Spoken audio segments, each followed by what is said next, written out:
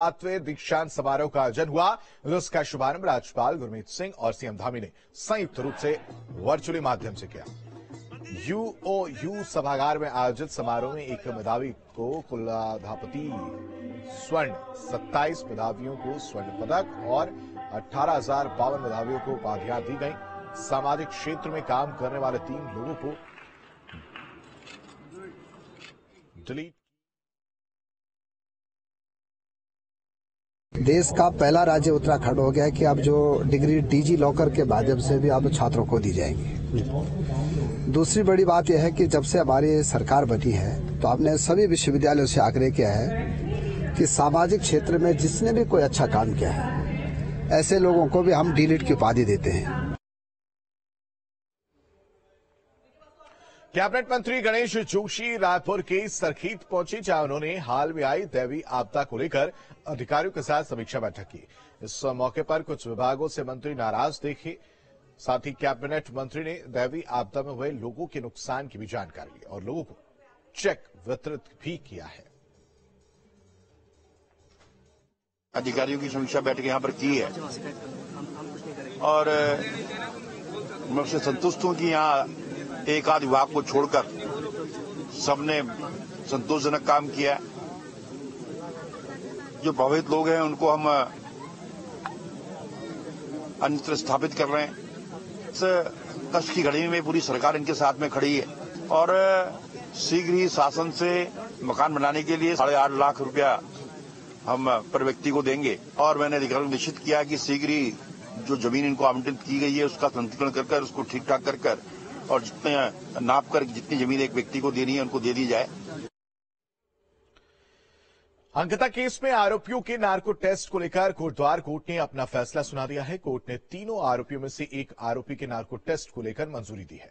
दरअसल 3 आरोपी अंकित, पुलकित और सौरभ से कोर्ट ने नार्को टेस्ट को लेकर सहमति मांगी थी, जिसमें से सौरभ और अंकित ने नार्को टेस्ट को लेकर सहमति नहीं दी थी, तो वहीं पुलकित आर्य ने अपनी मंजूरी दे दी थी, जिस वजह से कोटद्वार कोर्ट ने सिर्फ पुलकित आर्य के नार्को और पॉली टेस्ट कराने की मंजूरी दी है।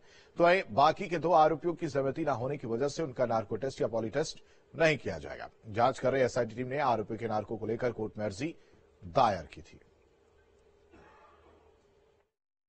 आदेश पारित कर दिया गया और 2 सौरभ और अंकित ने अपनी सहमति नहीं दी थी, इसलिए उनके खिलाफ नार्को और पोलियोग्राफ टेस्ट नहीं होगा, जबकि पुलकित आर्य के लिए न्यायालय द्वारा स्वीकार कर लिया गया है और शीघ्र ही एसआईटी इसमें जो जांच अधिकारी है वो इसमें पुलकित का नार्को और पोलियोग्राफ टेस्ट करेंगे। देहरादून से बड़ी खबर है, जहां 300 करोड़ की धोखाधड़ी का मामला सामने आया। उत्तराखंड एसटीएफ ने गिरोह का पर्दाफाश किया है। फर्जी लोन ऐप के जरिए ठगी की जाती थी। 15 ऐप के जरिए करीब 300 करोड़ की ठगी की वारदात को अंजाम दिया गया है। मास्टरमाइंड को गुड़गांव से गिरफ्तार किया गया। Laptop, mobile, hard disk, ATM बरामद किया गया। 5 चीनी नागरिकों के नाम भी सामने आए हैं।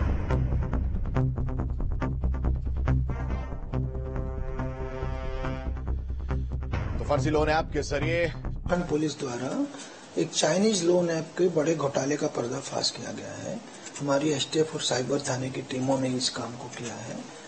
ये लोग लोगों को सस्ते लोन देने के नाम से ठगते थे और उनको एसएमएस भेज करके अपने ऐप को डाउनलोड करवाते थे और फिर उसके माध्यम से अपना उनका डाटा, उसकी परमिशन वगैरह ले लेते थे बीच में जब आप डाउनलोड करते थे उसमें, और फिर लोगों को धमकी देना, ब्लैकमेल करना शुरू कर देते थे।